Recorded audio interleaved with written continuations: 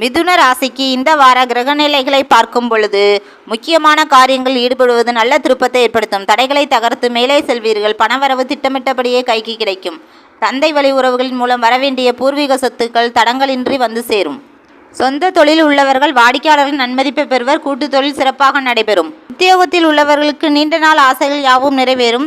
மாணவ மாணவிகள் நினைத்த இலக்கை அடைய முடியும். பெண்களுக்கு எடுத்த காரியங்கள் வெற்றி கிடைக்கும். நிலையான வருமானத்திற்கு வழியமைத்துக் கொள்வீர்கள். வாரம் நீங்கள் வணங்க வேண்டிய தெய்வம் பெருமாள் சனீஸ்வர பகவான்.